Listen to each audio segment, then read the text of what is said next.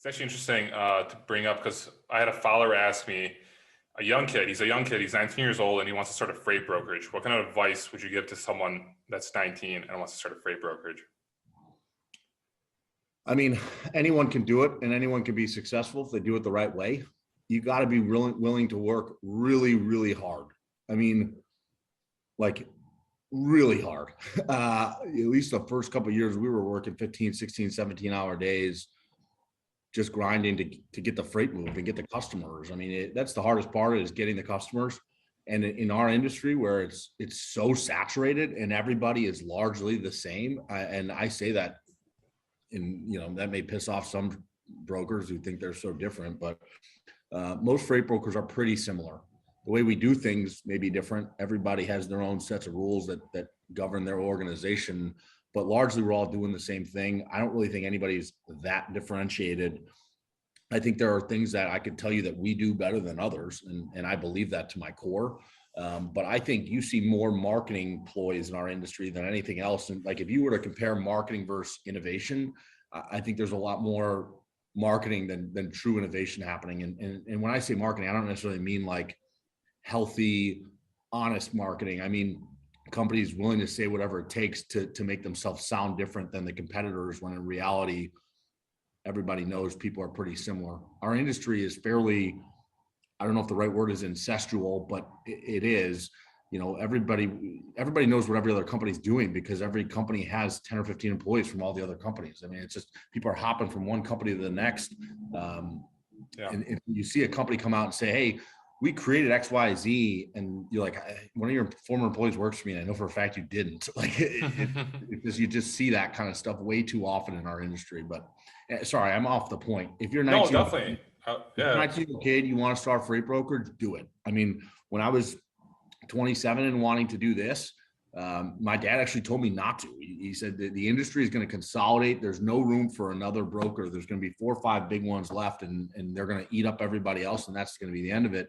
Like, I'll never forget that. I think I've said it maybe before in an interview, but my thought back was I don't believe that. In fact, I think that the more consolidation happens, the more opportunity there is for the hungry 19-year-olds like your follower to come in and make an impact. Because I think some of the biggest problems with larger brokerages is they lose the fire and they lose the hunger, and that the people just don't care enough and aren't bought in enough to make the magic happen that keeps their shippers coming back for more. Because every day, I mean, you don't own anything in this industry. It's that old, I don't know what that saying is, but like rent's due every day, whatever the saying is, right? And my thought behind that is, you could service customers well for 5 years. One specific customer, you could take care of them 20 loads a day for 5 years. And if you start slacking for even a week or two, there are 50, 100 brokers right behind you who want that business. And it doesn't take long before that shipper's going to consider giving it away. Yeah. So, you may be 19 today, or 21, whatever, and you want to start brokerage, go out there and do it. I mean, when we got this thing going, we didn't know what we were doing. I mean, we were all young. I mean, all entrepreneurs that you could call us. Very few of us had experience running zero of us had experience running a business. A lot of us had experience in freight, and we knew what we wanted to build. We knew how we wanted to engage one another, the kind of culture we wanted to create. We knew how we wanted to take care of drivers and shippers. But with respect to running a business, we had no idea. I mean, literally no idea. I mean, the thought was, let's just stick to kind of our guns, stick to our values, so to speak, and just do the right thing all the time, and good things will come of that. If we keep our customers happy, then our business will grow. As simple as a concept as that is, that's how we thought about it, right? We just got to do better than our competitors. We're super competitive people by nature, but if we wanted to make the kind of impact we wanted to make, we knew we had to be better than the status quo, better than what shippers were getting from brokers as is in 2017. So if you're a 19-year-old kid today looking at this industry, pay attention to what other companies are doing and figure out how you can do more, right? You don't have to go build a bunch of fancy technology day one to be successful. You just got to find a way to get in with some customers and service them really, really well, grow with them. And you got to build a network of drivers and carriers. I think that's one of the biggest areas of opportunity for companies is they treat drivers like crap. And we're certainly perfect. I go and I see our DAT reviews and I'm like, it frustrates me sometimes, but we also have people who are focused on that.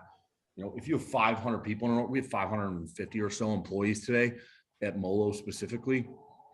Do I know that all 550 of them are always doing things the right way when they're talking to a driver or a shipper?